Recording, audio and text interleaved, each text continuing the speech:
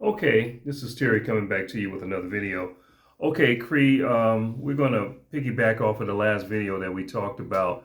Now, Mhm. when you're out and about, do you speak to, Black American men? Do you say hello? Do you say hi? Do you say how you doing? Or if you see someone and you look at them, they look at you and you just, Mhm. you turn your head, you just look them off or something like that. Do you do that? Can I cuss? Is it okay to cuss? No, I can do the G version. Yes, I do, Terry. I do speak. Normally, I spark a conversation. I usually say something witty or fun, or and usually that generates a conversation. It seems like it takes down a wall Okay, yeah, that breaking the that ice. yeah, breaking the ice, so to speak, for them to speak. But you can almost sense on that brother that is not gonna speak, which is always like a very hurtful feeling. Like if they spoke, now we go together, that kind of thing. They're like, oh shucks, she's looking at me, she must want me. No, bruh, I was trying to get the bread. Can you just hand me that from behind you, please? I Yeah, appreciate that. yeah, a lot of brothers do kind of get Yeah. that in their heads a lot, Hmm. and they shouldn't.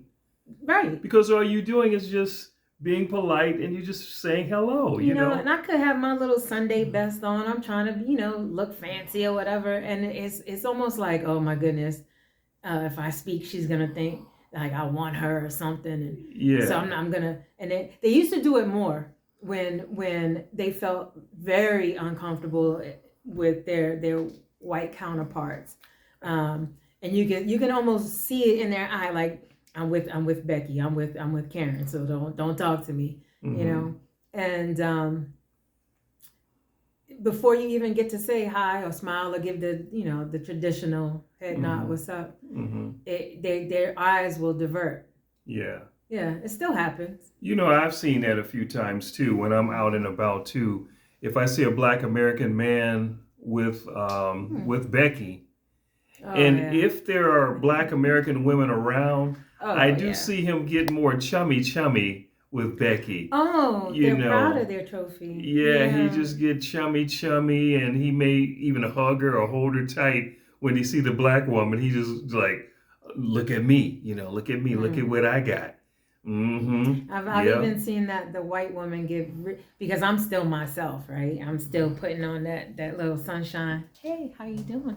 And she'll hold him that much more tight. Yeah, she like, why is she speaking?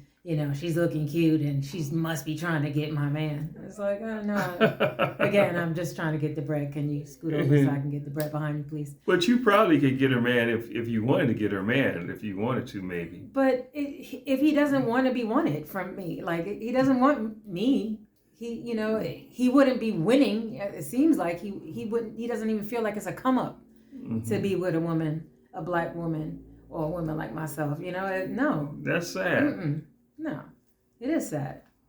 So they usually try not to, and I find that those who divert their attention, divert their eyes, it's not because they're happy to see another sister or another brother in the room, and our struggle is together, like I got you, bro, I got you, I got you, sis. Yeah. Mm-mm, it's not that. It's Becky Yeah. Becky might catch me looking at you.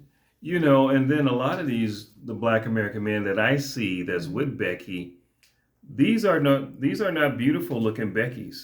These are Mm-hmm. like kind of like the ones that don't look like you wouldn't want to go out with them kind. But you see some very nice, handsome looking brothers, but they Mm-hmm. be with these Beckys that are kind of like maybe kind of at the low at the totem pole there in the Mm-hmm. white community, Mm-hmm. And I'm wondering, like, if you at least if you're going to get with a white woman, get yourself a pretty white woman at least. Get a pretty white woman, but don't go after an ugly white woman. Why do you think that is? uh, it's easy, which says a lot about the black man to me. Like rather than roll up your sleeves and get some elbow grease and do some work. Let your black woman be proud of you and you feel good about doing something to uplift your community, uplift your household, uplift your family. It's easier not to do any of that. and just cater to Becky, mediocre Becky, right? Mm-hmm. It's a lot easier just to do that. Wow. And it works. It works. It's been working. Mm-hmm. And that, to me, that says a lot. And to me, it's very shameful Mm-hmm. for me to see our brothers doing that. Mm-hmm. Because it's easy. Wow. Mm-hmm. That's just quite amazing there, because I see that from time to time, and when I look at them, I look at them like it's a shame, Mm-hmm. Here you are, especially the successful men that kind of breaks into this white supremacy system that we live in. Mm-hmm. Some of the brothers break through that, and they actually find themselves being financially successful.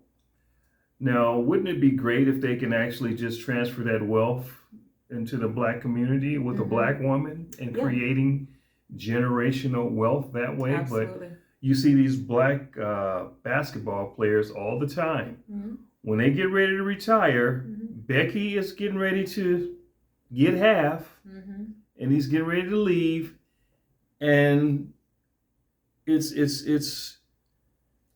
like there's nothing that they can do either. They can't say, "Oh no, Becky, stay with me, Becky." No, Becky's like, "Oh, I'm done. I'm taking all of it. At least half of it. I'm taking at least half of it, and I'm gone." Mm-hmm. Yeah. So that's really heartbreaking. Yeah, that's really for me. It is. It's heartbreaking. Yeah, and it's not even limited to the entertainers. It's not. It's scientists.